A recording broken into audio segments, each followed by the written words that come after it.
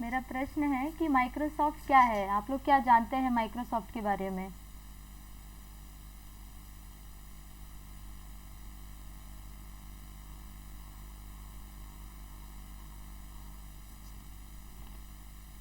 मुझे सुन नहीं पा रहे हैं क्या आप लोग कोई?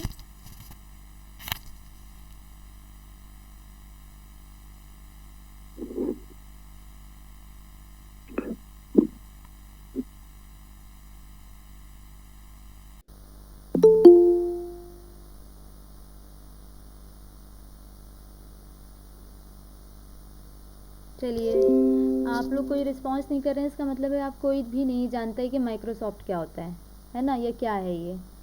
तो मुझे ऐसा लग रहा है आप लोगों ने अपना कैसे आप लोग कनेक्ट किए हैं ऑनलाइन क्लास के लिए, फिर ये बता दीजिए मुझे, एक एक करके सब बताइए कि कौन कैसे कनेक्ट किया हुआ है ये क्लास आज। मैम गूगल मीट से जीमेल आईडी। अच्छा, गूगल मीट जीमेल आईडी से आप लोगों ने किया हुआ है, आप माइक्रोसॉफ्ट नहीं जानते हैं। ठीक है, और आपकी डिवाइस क्या है? गूगल मीट तो हवा में तो नहीं कनेक्ट किया होगा। जानते हैं मैम माइक्रोसॉफ्ट। तो जब पूछा जाता है तो आप लोग कोई जवाब क्यों नहीं देते हैं? मैम मैं अभी लीव हो गया था, वो नेटवर्क प्रॉब्लम था इसलिए। अच्छा, नहीं बाकी और सभी लोगों से प्रश्न है ना, जो सभी लोग जुड़े हैं। यस मैम, यस मैम जानते हैं बट प्रॉपर वे से नहीं बोल पाए। अच्छा, हाँ, तो मेरा प्रश्न यही था कि माइक्रोसॉफ्ट क्या है, या आपने कभी नाम सुना है, कुछ भी है, यही प्रश्न ही था ना कि माइक्रोसॉफ्ट के बारे में आप क्या जानते हैं, या आपने कभी सुना ही नहीं है, ये पहली बार ही सुन रहे हैं? सुना है मैम, मैं देर से ज्वाइन हुई थी। अच्छा, क्या क्या सुना है आपने, क्या जानते हैं आप माइक्रोसॉफ्ट के बारे में? माइक्रोसॉफ्ट ऑफिस में तीन मतलब MS Word, MS Excel, MS PowerPoint नहीं, होता है। माइक्रोसॉफ्ट है क्या? माइक्रोसॉफ्ट एक कंपनी है जो सॉफ्टवेयर डेवलप करता है इसके द्वारा।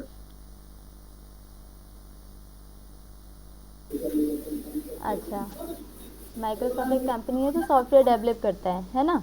मैम अमेरिका की एक टेक्नोलॉजी कंपनी थी अच्छा, ठीक है। जो बिल गेट्स के द्वारा की गई थी। हाँ, ठीक है, माइक्रोसॉफ्ट के डेवलपर कौन है? Bill Gates. Yes ma'am. सभी ने सुन लिया? ठीक है, फिर और 188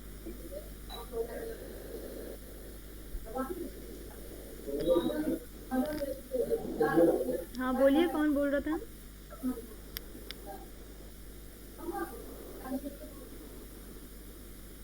मैम ये सॉफ्टवेयर के लिए ही जाना जाता है।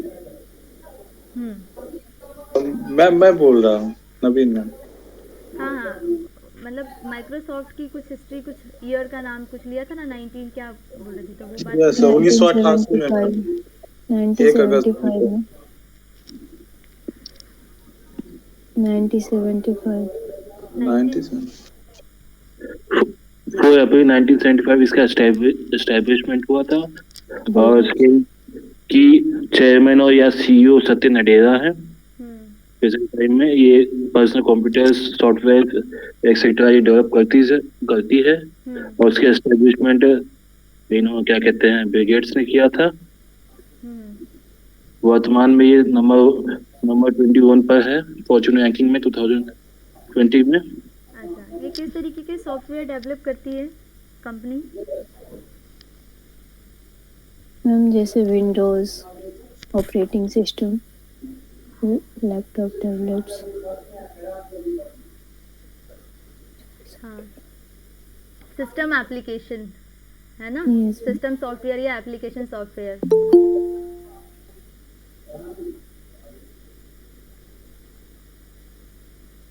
ठीक है, सिस्टम सॉफ्टवेयर डेवलप करती है कैसे? ऑपरेटिंग सिस्टम, ठीक है, किसके लिए? कंप्यूटर्स के लिए, लैपटॉप्स के लिए, स्मार्टफोन्स के लिए, ठीक है। मोबाइल फ़ोन्स में ऑपरेटिंग सिस्टम का अलग लुकआउट होता है, अलग तरीके का लुक होता है, अलग उसका यूज़ करने का तरीका होता है, ठीक है। और लैपटॉप्स में, कंप्यूटर्स में, टैबलेट में उसको उपयोग करने का तरीका अलग होता है, ठीक है। तो वो उन डिवाइस के अकॉर्डिंग ही मतलब ये बनाए गए हैं ऑपरेटिंग सिस्टम, ठीक है। तो ये क्लियर हो गया कि माइक्रोसॉफ्ट क्या है, किसने डेवलप की है, कब डेवलप हुई है, ठीक है, और इसका पर्पस क्या है, ठीक। तो अब बात आती है माइक्रोसॉफ्ट विंडोज़ की। तो माइक्रोसॉफ्ट विंडोज़ क्या है? ऑपरेटिंग सिस्टम, ठीक है। Yes ma'am. अब आते हैं हम विंडोज़ ऑपरेटिंग सिस्टम पर। क्या है विंडोज़ ऑपरेटिंग सिस्टम, ठीक है। विंडोज़ या माइक्रोसॉफ्ट विंडोज़ दोनों ही कहा जा सकता है इसको, ठीक है।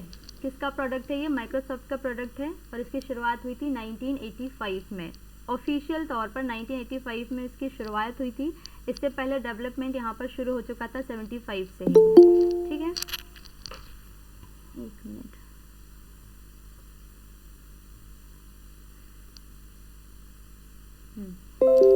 फिर विंडोज़ किस तरीके का ऑपरेटिंग सिस्टम है? Graphical user interface operating system है, ठीक है। सभी जान रहे हैं ग्राफिकल यूज़र इंटरफेस क्या होता है, ठीक है। इसमें डेफिनेशन भी लिखी हुई है साथ ही में, अर्थात यह सूचना को दर्शाने के लिए ग्राफिक्स या आइकन्स आदि का उपयोग करता है, ठीक है। जो ऑपरेटिंग सिस्टम ग्राफिक्स के थ्रू दिखाई दे रहे हैं, उसका इंटरफेस हमको आइकन्स में दिखाई दे रहा है, बटन्स के तौर पे दिखाई दे रहा है, जिसको हम देख के हम यूज़ कर सकते हैं कि हम इंस्ट्रक्शंस हमको समझ में आ रहे हैं कि हमको आइकन जो दिख रहे हैं, जैसे कि हमको मेन्यू बार दिख रहा है, ठीक है, मेन्यू बार दिख रहा है, या जैसे ये पीपीटी की जो स्लाइड आपको दिख रही है, तो इसमें ऊपर में आपको टास्क बार, मेन्यू बार दिख रहा है। तो यहाँ पर हमको क्या दिखाई दे रहा है? जैसे फाइल है, होम है, पेन है, इंसर्ट है। तो ये क्या दिखाई दे रहे हैं कि इसमें इंसर्ट में जाके हम क्या करेंगे, तो इंसर्ट के लिए हमारे पास क्या क्या फंक्शंस अवेलेबल हैं, डिज़ाइन के लिए हमारे पास क्या क्या फंक्शंस अवेलेबल हैं, है ना। तो ये सब क्या है, ये इसका अर्थ है कि ये हमको क्या कर रहा है? ग्राफिक्स प्रोवाइड करा रहा है, ठीक है, आइकन्स प्रोवाइड करा रहा है। तो इसलिए इसको ग्राफिकल यूज़र इंटरफेस कहते हैं कि यूज़र को समझने के लिए आसानी हो रही है इन आइकन्स के थ्रू, ठीक है। और वहीं हम जब डॉस पर देख रहे थे, जब डॉस हम लोग पढ़ रहे थे, तो डॉस किस तरीके का ऑपरेटिंग सिस्टम था?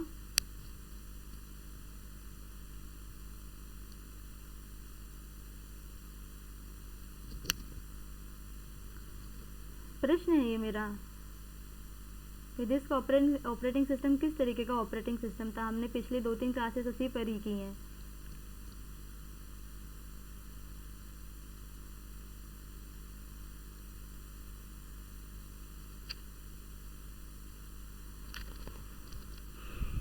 चलिए ठीक है, लग रहा है सब पहली बार ही आज क्लास ज्वाइन कर रहे हैं, है ना। तो मैम मैं नहीं थी उस क्लास में। हाँ ठीक है, तो क्लासेस अभी सारे वीडियोस अपलोडेड है मूडल पे, आप लोगों ने देख लिए लास्ट क्लासेस के? मैम मुझे सर कल ही ज्वाइन किए। अच्छा ठीक है, नहीं मैं बाकी सभी की मैं बात कर रही हूँ। बहुत सारे लोग क्लासेस में रेगुलरली अटेंड करते हैं और फिर जवाब नहीं देते हैं, तो फिर कैसे होगा बताइए आप लोग। फिर मैम मूडल पे ज्वाइन नहीं किया है मैंने। नहीं मूडल पे नहीं, क्लासेस की मैं बात कर रही हूँ। क्लास आप डॉस में थी ना, आप जब डिस्क ऑपरेटिंग सिस्टम हम लोग डिस्कस कर रहे थे, तो बिल्कुल बेसिक सब प्रश्न है। हम लोग 3 से 4 क्लास हम लोग डॉस पढ़ चुके हैं कि क्या होता है डिस्क ऑपरेटिंग सिस्टम। तो एक बहुत आसान सा प्रश्न है मेरा कि क्या होता है, किस तरीके का ऑपरेटिंग सिस्टम है, आप लोग बता ही नहीं पा रहे हैं, तो आगे हम कैसे बढ़ें फिर।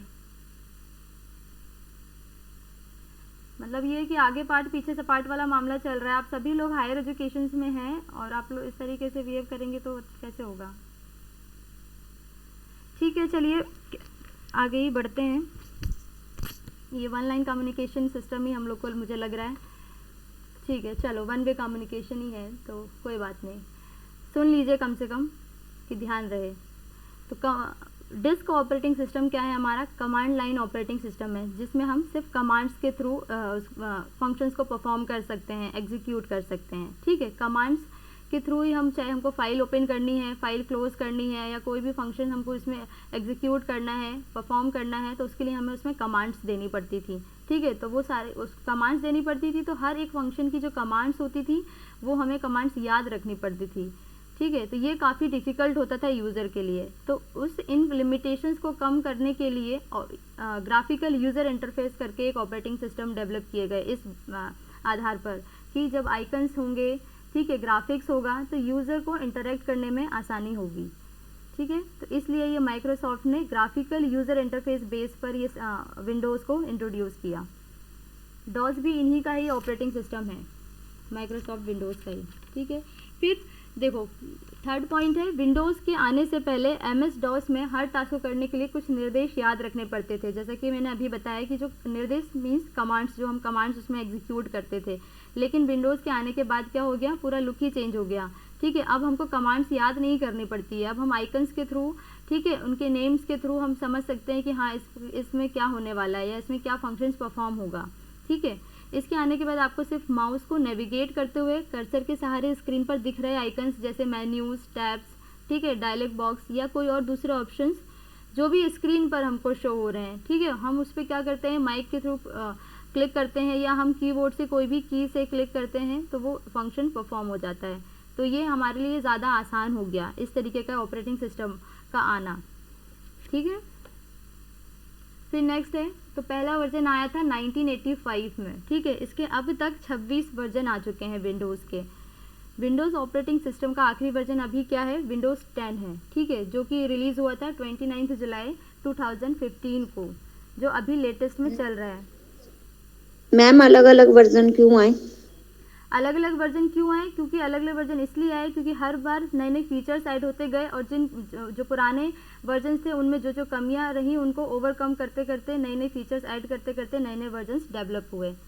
और मैम इजी भी बनाया गया। हाँ, और नेक्स्ट वर्जन यूज़र के लिए कितना इजी बना सकते हैं, यूज़र इंटरेक्शन सिस्टम से बहुत आसान करने के लिए ये चीज़ें मतलब वर्जन्स को डेवलप होते गए और अभी भी डेवलप हो रहा है। अभी विंडोज़ 11 जिसका क्या कहते हैं टीज़र भी आया हुआ है यूट्यूब पे, आप लोग सर्च करके देखिएगा तो उसका कुछ एक प्रोमो टाइप का दिखाया हुआ है, प्रोटोटाइप का, कि इस तरीके से विंडोज़ 11 आने वाला है। अभी लॉन्च नहीं हुआ है विंडोज़ 11, अभी वर्क इन प्रोग्रेस में है, ठीक है।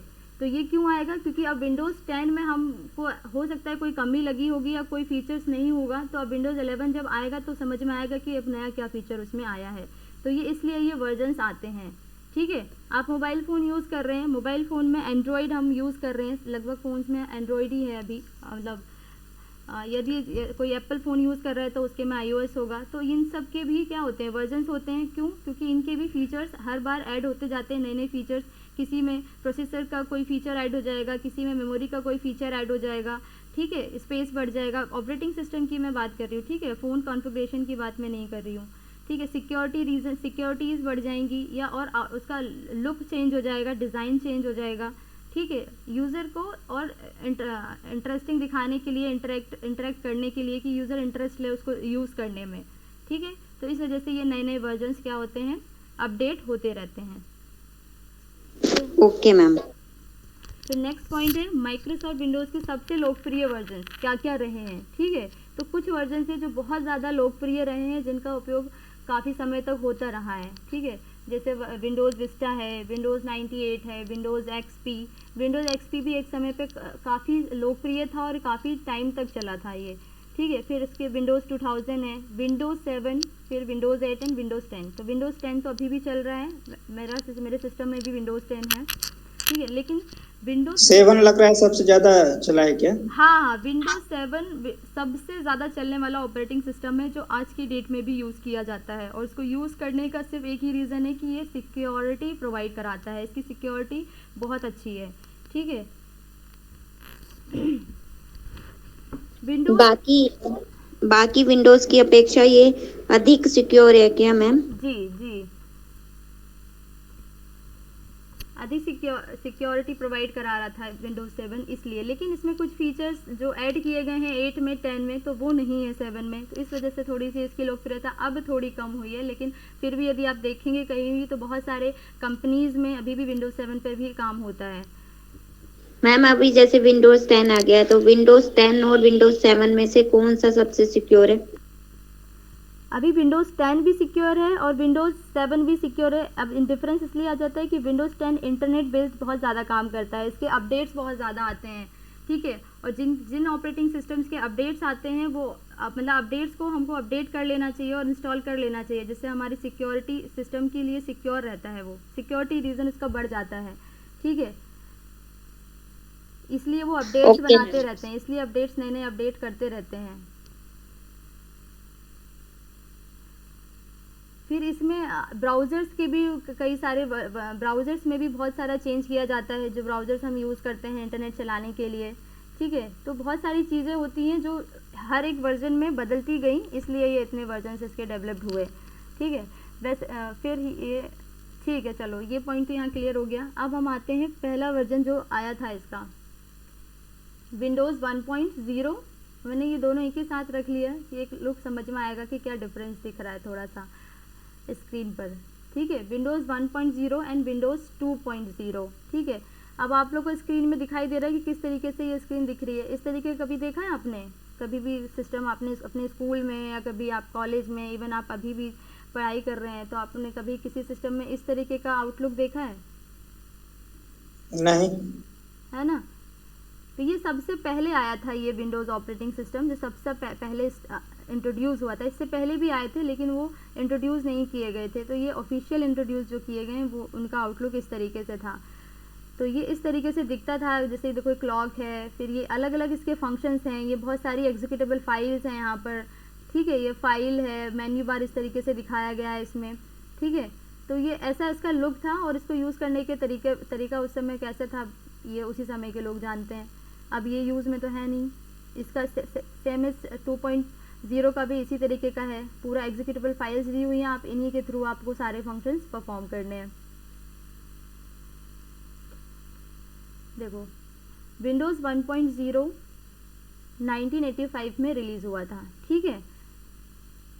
ये क्या था, graphical user interface based version था MS-DOS के बाद, ठीक है। 16 बिट में प्रस्तुत किया गया था। 16 बिट में प्रस्तुत करने से तात्पर्य ये है कि ये 16 बिट तक का डेटे पे काम कर सकता है, उससे ज़्यादा के डेटा पे ये काम नहीं कर सकता, ठीक है। इसमें बहुत सी बेसिक फंक्शनैलिटी थी, जैसे कि कैलेंडर, कैलकुलेटर, है ना, जो कि हम लोगों ने अभी देखा वहाँ पर दिखाई दे रहा था। MS Paint, है ना, प्रिमिटिव वर्ड प्रोसेसर, जो बिल्कुल बेसिक एक प्रोसेसर था वहाँ पर, वर्ड प्रोसेसर, ठीक है। उस पर कितना काम होता था, कैसे काम होता था, ये तो कुछ क्लियर है नहीं। फिर विंडोज़ 2.0 आया 1987 में, ठीक है। इसमें क्या हुआ कि ये विंडोज़ को क्या करता था, उसकी स्क्रीन को ओवरलैप कर लेता था, ठीक है। इसकी यही इनोवेशन थी कि ये ओवरलैप कर लेता था, मतलब आप एक साथ पहले एक स्क्रीन आपने ओपन की, आप कोई फंक्शन परफॉर्म किया, फिर आपने यदि कोई दूसरा फंक्शन परफॉर्म करना है तो आप उसको एग्जीक्यूट करेंगे, क्लिक करेंगे, तो मतलब एंटर करेंगे या क्लिक करेंगे उस पर, तो उसको पहले ओपन कर देगा और जो पहला ओपन था वो उसके नीचे चला जाएगा। तो मीन्स जो सेकंड आपने एग्जीक्यूशन किया है वो ऊपर देखने लगेगा, तो वो ओवरलैप कर ले रहा है स्क्रीन को, ठीक है। तो ये था कि आप एक साथ दो काम कर सकते थे स्क्रीन्स को ओवरलैप करने के वजह से, ठीक है। फिर स्क्रीन को ये मिनिमाइज मैक्सिमाइज करने का ऑप्शन दिया। मिनिमाइज मैक्सिमाइज पता ही है सभी को कैसे होता है,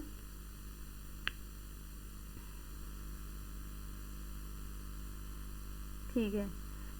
फिर इन्होंने विंडोज़ 2.0 में कंट्रोल पैनल की शुरुआत की, ठीक है। कंट्रोल पैनल ये तो सभी जानते होंगे जो लैपटॉप बेसिक भी यूज़ करते हैं, कंप्यूटर जिन्होंने थोड़ा बहुत भी चलाया है, तो कंट्रोल पैनल तो जानते हैं कि क्या होता है।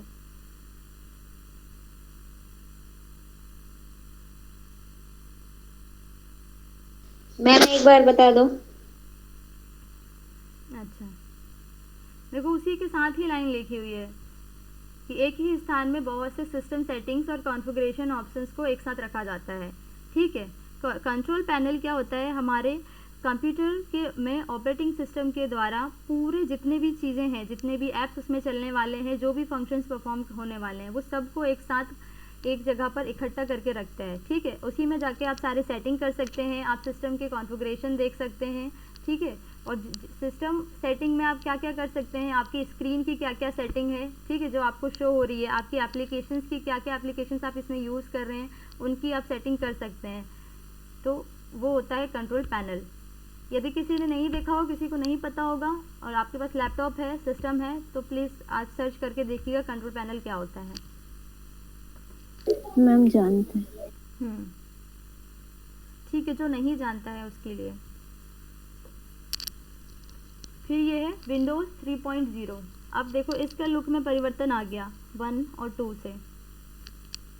इसमें मेन्यू बार थोड़ा सा बढ़ गया है, ठीक है, एसेसरीज आ गई हैं, फाइल मैनेजर किस तरीके से ओपन हो रहा है, इसमें डिस्क फाइल्स के फोल्डर्स के किस तरीके से, ये देखो पॉपअप बॉक्स ओपन हुआ है, ये फाइल मैनेजर पर क्लिक किया गया है, ये तो ठीक है। तो ये इस तरीके का लुक उस समय था विंडोज़ 3.0 का। यहाँ पर क्लॉक दी हुई है। एक मिनट,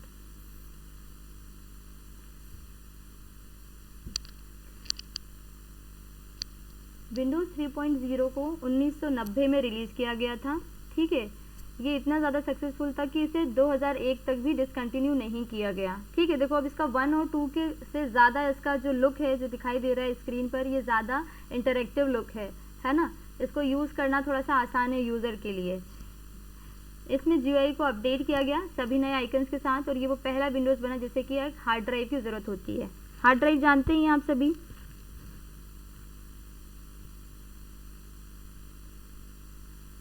हार्ड ड्राइव क्या होती है?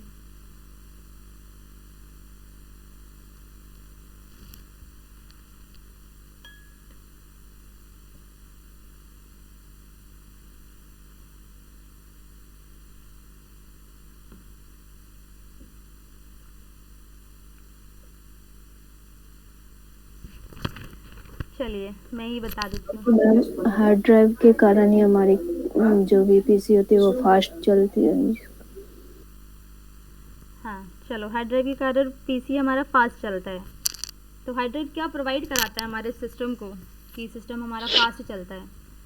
स्टोरेज प्रोवाइड करता है। स्टोरेज प्रोवाइड करता है, जिसके थ्रू हम क्या करते हैं, हमारे डेटास को, फाइल्स को स्टोर कर सकते हैं, और जो भी स्क्रीन पर हम कोई भी फाइल ओपन कर रहे हैं या कोई भी एप्लीकेशन ओपन कर रहे हैं या उसको एक्सेस कर रहे हैं, तो वो सब भी हमारे हार्ड डिस्क पर ही ऑपरेट होता है, ठीक है। फिर सेकंड पॉइंट है इसमें वर्चुअल मेमोरी, इम्प्रूव्ड ग्राफिक्स और मल्टीटास्किंग की एबिलिटी होने से इसने विंडोज़ 3.0 की सेलिंग को 10 मिलियन कॉपीज़ तक बढ़ा दिया, ठीक है। वर्चुअल मेमोरी इसने प्रोवाइड कराई कि आपको इसने वर्चुअली एक स्पेस प्रोवाइड करा दिया डेटा को एक्सेस करने के लिए। ग्राफिक्स को इम्प्रूव किया, आइकन्स को इम्प्रूव किया, जिसके थ्रू और आप ज़्यादा इंटरेक्ट कर सके, ठीक है। मल्टीटास्किंग कि आप कई सारे टास्क कर सकते हैं एक साथ, कई सारे मतलब एप्लीकेशंस को ओपन कर सकते हैं, जैसे ब्राउज़र आप चला रहे हैं, फिर यहाँ पर आप वर्ड फाइल चला रहे हैं, इस तरीके से, ठीक है। तो ये 1 और 2 से ज़्यादा पॉपुलर रहा यूज़र के लिए यूज़ करने के लिए, तो इसलिए इसका 10 मिलियन कॉपीज़ तक इसकी सेलिंग हुई, ठीक है। फिर इस वर्जन की पॉपुलैरिटी का मुख्य कारण था विंडोज़ सॉफ्टवेयर डेवलपमेंट किट, ठीक है, SDK, जो विंडोज़ में एप्लीकेशन राइट करने के लिए डेवलपर्स को बहुत ही बढ़िया प्लेटफॉर्म प्रदान करता है, ठीक है। क्या होता है विंडोज़ सॉफ्टवेयर डेवलपमेंट किट? ये तो नहीं ही सुना होगा किसी ने। चलो, ये क्या है, एक तरह से ये हमारे प्रोग्रामर के लिए एक इंटरफेस प्रोवाइड कराता है प्रोग्रामिंग करने के लिए, कोडिंग करने के लिए, ठीक है।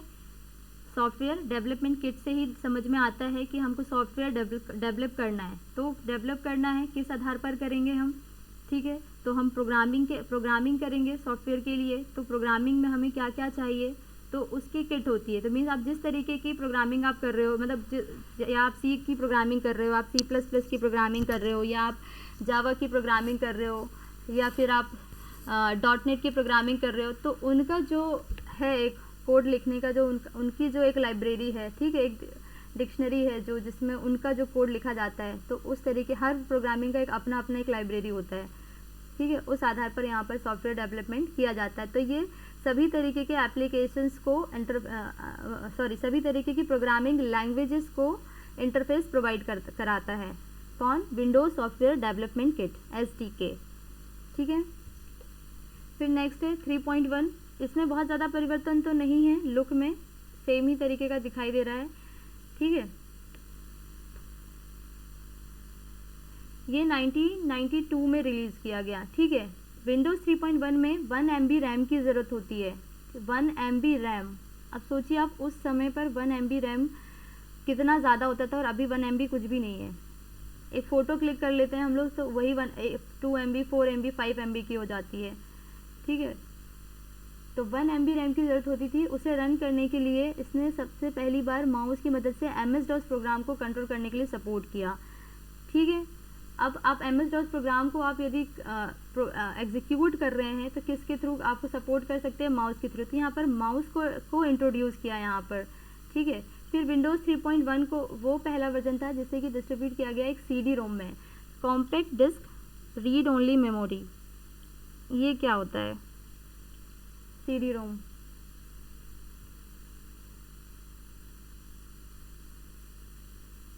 मैम यह एक तरह की मेमोरी होती है जिसके द्वारा मतलब ऑप्टिकल के माध्यम से इसको पढ़ा जाता था। अच्छा, तो ये इंटरनल मेमोरी होती है कि एक्सटर्नल मेमोरी होती है? इंटरनल है। इंटरनल मेमोरी होती है, ठीक है, चलो ये क्लियर है। फिर इसमें हार्ड ड्राइव में इंस्टॉल कर लेने से ये केवल 10 से 15 MB की स्पेस ही ऑक्यूपाई करता था, ठीक है। जो विंडोज़ ऑपरेटिंग सिस्टम था, यदि आप इसमें यदि आप हार्ड ड्राइव यूज़ कर रहे हो तो इसकी स्पेस सिर्फ कितनी थी? 10 से 15 MB की सिर्फ स्पेस प्रोवाइड कराता था ये हार्ड ड्राइव की, उस ज़माने में 1992 में।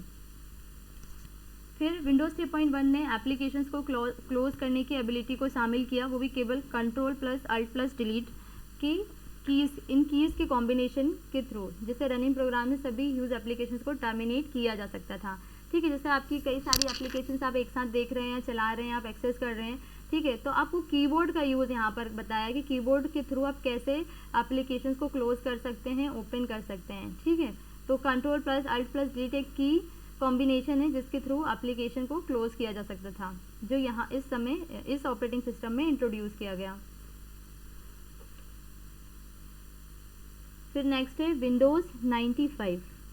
अब विंडोज़ 95 का लुक काफ़ी चेंज है पुराने जितने भी हमने भी विंडोज़ देखे, ठीक है। ये थोड़ा सा हम अभी जो हम विंडोज़ देखते हैं या जैसे 10 देखते हैं, 7 देखते हैं, तो उससे थोड़ा सा सिमिलर हमको दिखाई देता है, मतलब इसका लुक काफ़ी चेंज हुआ। विंडोज़ 95 अगस्त 95 में प्रस्तावित किया गया था, इंट्रोड्यूस किया गया था। इसमें पहला स्टार्ट बटन और स्टार्ट मेन्यू को शामिल किया गया, ठीक है। जैसे पहली बार स्टार्ट बटन और स्टार्ट मेन्यू को शामिल किया गया था। देखो ये जो दिख रहा है स्टार्ट बटन, ये पहली बार इस ऑपरेटिंग सिस्टम में शुरू किया गया। साथ में टास्क बार, और ये पूरी तरह से फोकस था मल्टीटास्किंग के ऊपर। वही मल्टीटास्किंग हमारे पिछले 2-3 वर्जन में से ही कराई जा रही है। फिर विंडोज़ 95 में कंपैटिबिलिटी को इंक्रीज करने के लिए 32 बिट एनवायरनमेंट में इसे डिज़ाइन किया गया, ठीक है। अब विंडोज़ 95 हमारा किस में आया है? 32 बिट एनवायरनमेंट में।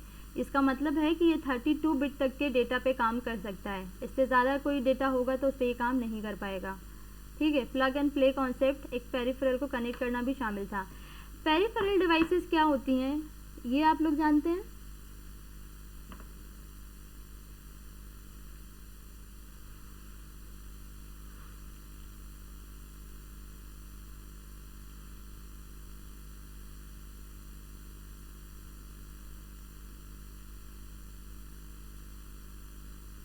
अच्छा, कोई भी नहीं जानता कि क्या होता है पेरिफेरल डिवाइसेस।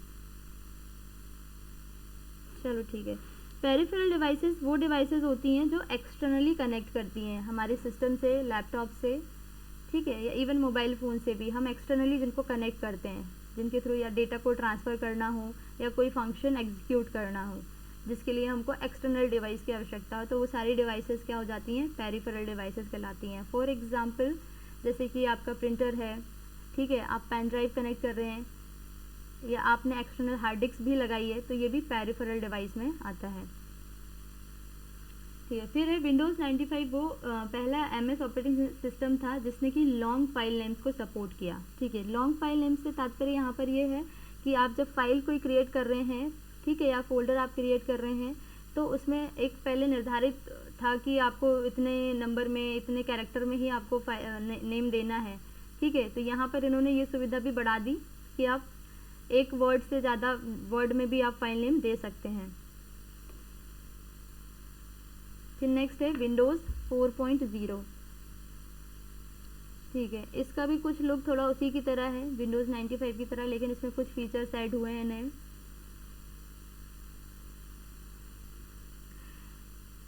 1996 में इसे रिलीज़ किया गया था विंडोज़ 4.0 को। इसमें कुछ माइनर इम्प्रूवमेंट्स किए गए थे, ठीक है। इसमें बहुत ज़्यादा इम्प्रूवमेंट किया नहीं गया, तो ये इसलिए बहुत ज़्यादा ये पॉपुलर रहा नहीं, क्योंकि ये 3.0 में ऑलरेडी सब सुविधाएं थी। तो माइनर इम्प्रूवमेंट्स की वजह से ये ज़्यादा पॉपुलर हो नहीं पाया, क्योंकि सेम ही दिखाई दे रहा होगा, तो इसलिए इसको यूज़ नहीं किया गया।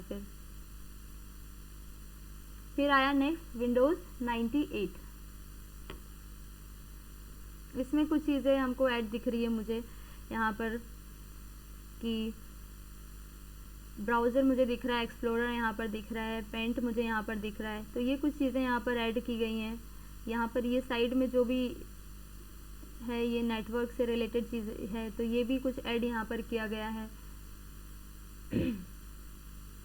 विंडोज़ 98 वो पहला रिलीज़ था जिसे कि डिज़ाइन किया गया था स्पेसिफिकली कंज्यूमर्स के लिए, ठीक है। डीवीडीज़ को रीड करने के लिए, यूएसबी डिवाइसेस को पढ़ने के लिए सपोर्ट भी ये सपोर्ट प्रदान किया गया इसके द्वारा।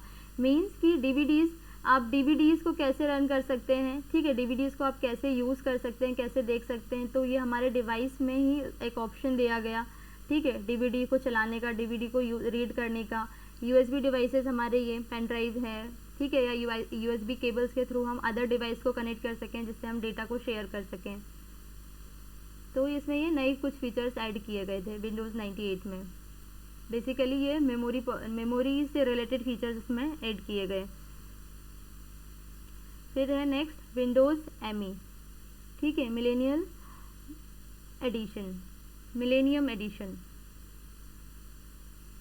इसको रिलीज़ किया गया था सितंबर 14, 2000 में, मिलेनियम एडिशन, ठीक है ना। ये लास्ट ओएस था जिसे कि MS-DOS कर्नल ने बिल्ड किया था।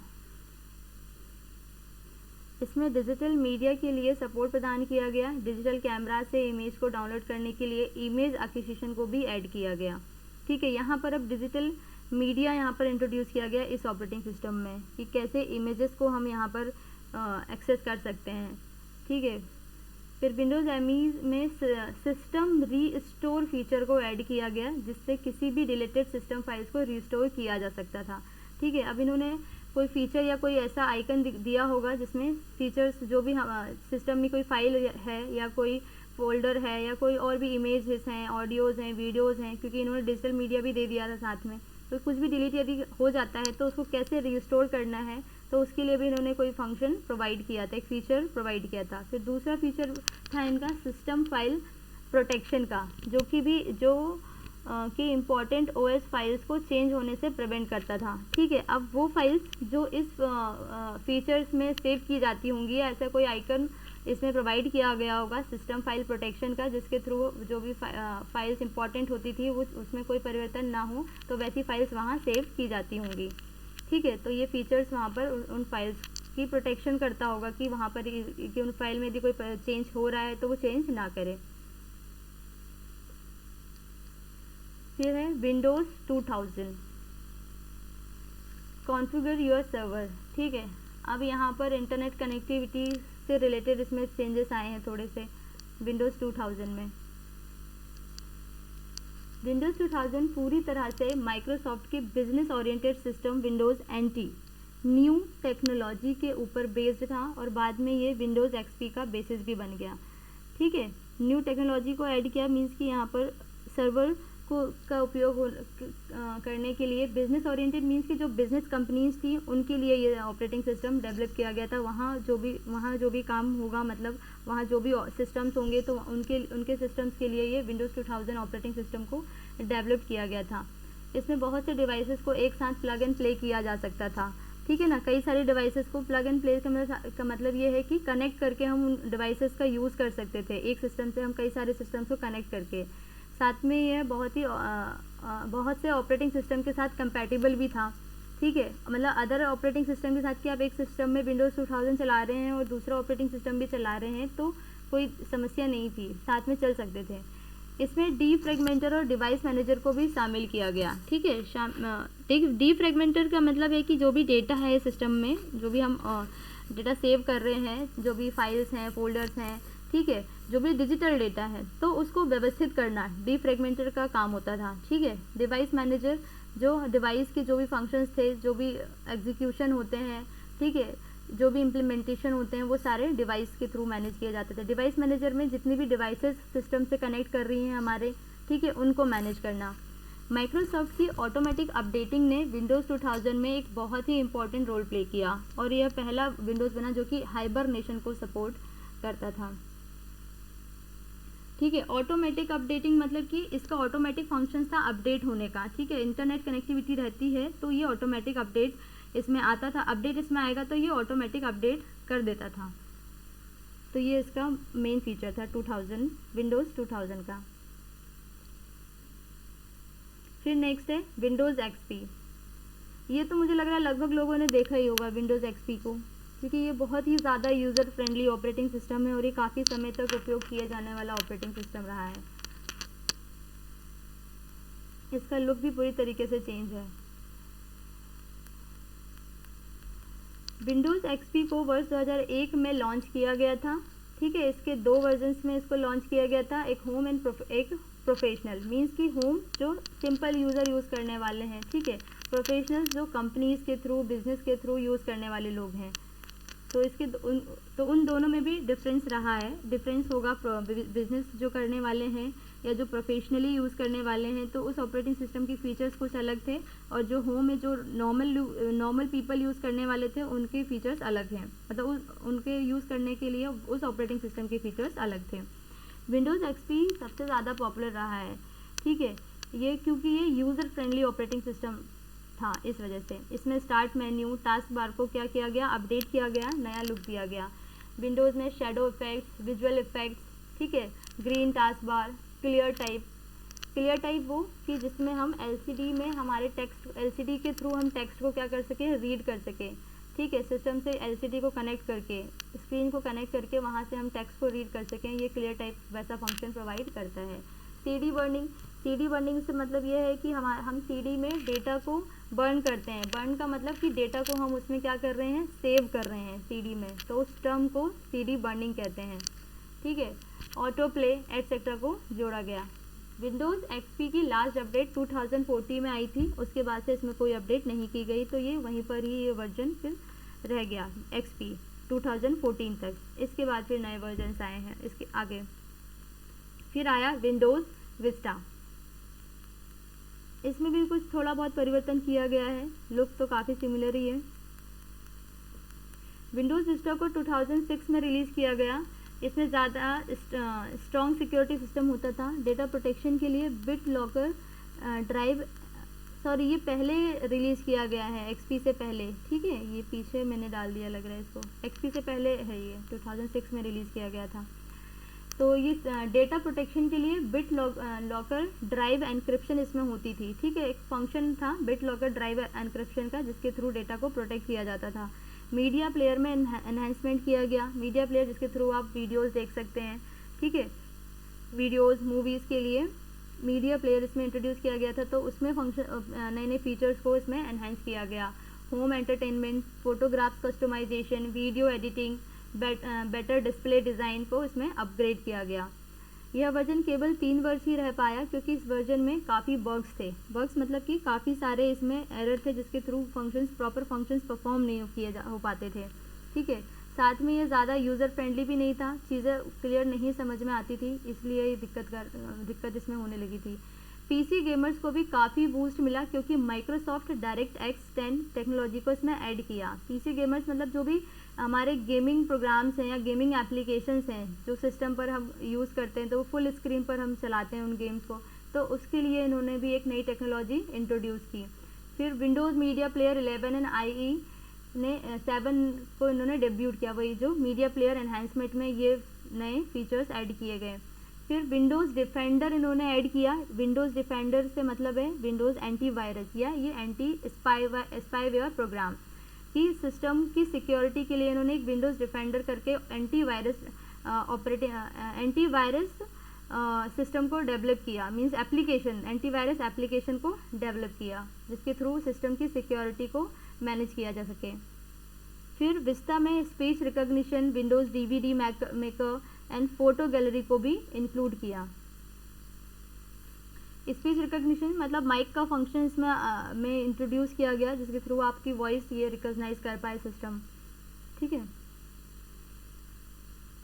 फिर नेक्स्ट है विंडोज़ 7, जो सबसे ज़्यादा लोकप्रिय ऑपरेटिंग सिस्टम रहा है आज की डेट तक। विंडोज़ 7 2009 में रिलीज़ किया गया था।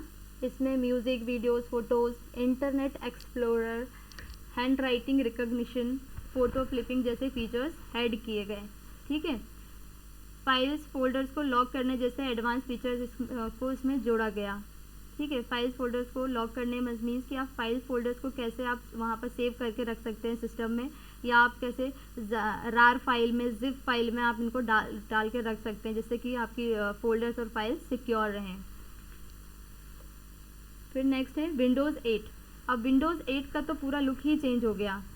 स्क्रीन पर देख ही रहा है कि किस तरीके से हमको दिखाई दे रहा है। तो ये तो पूरा हमारा पूरा कीबोर्ड बेस्ड और माउस बेस्ड हमारा ऑपरेटिंग सिस्टम हो गया। आप जिस तरीके से आप माउस, इसमें सिर्फ आप माउस से ही आप सारे आइकन्स को क्लिक करके देख सकते हैं कि आपको क्या ओपन करना है, ठीक है। देखो यहाँ फ़ोटोज़ हैं, डेस्कटॉप है, एक्सप्लोरर है, कैलेंडर है। तो ये पूरा ही इन्होंने ग्राफिक्स ही चेंज कर दिया, पूरा लुक ही चेंज कर दिया, ठीक है। तो ये और यूज़र को इंटरेक्ट करने के लिए कि यूज़र के लिए कितना ज़्यादा हम इंटरेक्टिव बना सकते हैं कि यूज़र को यूज़ करने में अच्छा लगे। वर्ष 2012 में विंडोज़ 8 ऑपरेटिंग सिस्टम को लॉन्च किया गया था। विंडोज़ 8 की ग्राफिकल डिस्प्ले को पूरी तरीके से बदल दिया गया, ठीक है ना, जो हमने अभी देखा, जिसमें स्टार्ट बटन और स्टार्ट मेन्यू में सबसे ज़्यादा बदलाव किया गया है। विंडोज़ में इनबिल्ट डिफ़ॉल्ट प्रोग्राम थे, न्यूज़, वेदर, मैसेंजर, पीपल, है ना, माइक्रोसॉफ्ट ऐप स्टोर, ये सारी चीज़ें क्या है इनबिल्ट इसमें दी गई हैं, आपको अलग से ऐड नहीं करना है, वो बाय डिफ़ॉल्ट ही सेट कर लेता है, ठीक है। विंडोज़ 8 बहुत ही ज़्यादा फास्ट है प्रीवियस वर्जन से विंडोज़ के, क्योंकि इसने USB 3.0 डिवाइस को सपोर्ट करता है ये, ठीक है। फिर आया हमारा विंडोज़ 10, जो अभी सबसे लेटेस्ट वर्जन है विंडोज़ का। इसका भी लुक पूरी बहुत ज़्यादा चेंज है विंडोज़ 8 से।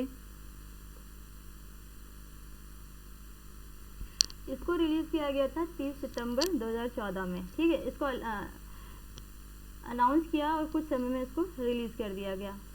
विंडोज़ का ये बहुत ही लेटेस्ट वर्जन है। इसमें कंपनी ने बहुत सारे नए फीचर्स को ऐड किया है, ठीक है, और इसमें लगातार फीचर्स ऐड होते जा रहे हैं, ठीक है। इसके अपडेट्स रेगुलरली इसके अपडेट्स आते हैं, जो कि ऑटोमेटिक अपडेट हो जाता है यदि आपका इंटरनेट ऑन है सिस्टम पर। तो इसे सभी विंडोज़ प्लेटफॉर्म को अक्रॉस मल्टीपल डिवाइस यूनिफाई करने के लिए तैयार किया गया था, ठीक है। मल्टीपल डिवाइसेस से हम इस ऑपरेटिंग सिस्टम से कनेक्ट कर सकते हैं, मल्टीपल डिवाइसेस को, ठीक है। तो ये फीचर इसमें ऐड किया गया, जिसमें विंडोज़ फ़ोन्स हैं, टैबलेट्स हैं, ठीक है। साथ में यूनिवर्सल ऐप जिसे कि विंडोज़ स्टोर से डाउनलोड किया जा सकता है, जो कि सभी विंडोज़ डिवाइसेस में आसानी से कंपैटिबल होते हैं और रन भी किया जा सकते हैं। विंडोज़ के इस वर्जन में माइक्रोसॉफ्ट एज को भी नए ढंग से प्रस्तुत किया गया। माइक्रोसॉफ्ट एज क्या है? एक ब्राउज़र है जो इंटरनेट यूज़ करने के लिए एक एप्लीकेशन सॉफ्टवेयर है जो इंटरनेट यूज़ करने के लिए डेवलप किया गया था, ठीक है। तो उसका भी इन्होंने एक लुक चेंज किया, उसके फीचर्स भी इन्होंने चेंज किए। विंडोज़ 10 में कोई भी क्वालिफाइड डिवाइस, चाहे वो टैबलेट हो, पीसी हो, स्मार्टफोन हो, क्वालिफाइड डिवाइस मीन्स कि जो विंडोज़ 10 के लिए कंपैटिबल है, कि इस डिवाइस का जो है जो विंडोज़ 10 को चला सके, उस पर विंडोज़ 10 को रन कर सके, उसकी कैपेसिटी है उस डिवाइस की, ठीक है। तो उसको बोल रहे हैं यहाँ पर क्वालिफाइड डिवाइस। आप उन्हें अपग्रेड कर सकते हैं। साथ में जिन डिवाइस में विंडोज़ के पायरेटेड कॉपीज़ भी हैं, पायरेटेड वर्जन्स भी हैं, तो उन्हें भी हम अपग्रेड कर सकते हैं, ठीक है। विंडोज़ 10 के ये कुछ फीचर्स हैं, मतलब ऐसे। तो ये रहे विंडोज़ के सारे वर्जन्स। जो सबसे ज़्यादा पॉपुलर वर्जन से हमने उन्हीं को ही डिस्कस किया है। कुछ वर्जन्स जो अनपॉपुलर रहे हैं, जिनकी जिसमें ज़्यादा फीचर्स ऐड नहीं किए गए, तो उनको हमने ऐड नहीं किया, लेकिन डिस्कस तो किया ही है। तो यहाँ होता है हमारा आज का topic complete, history of Windows operating system. कोई डाउट?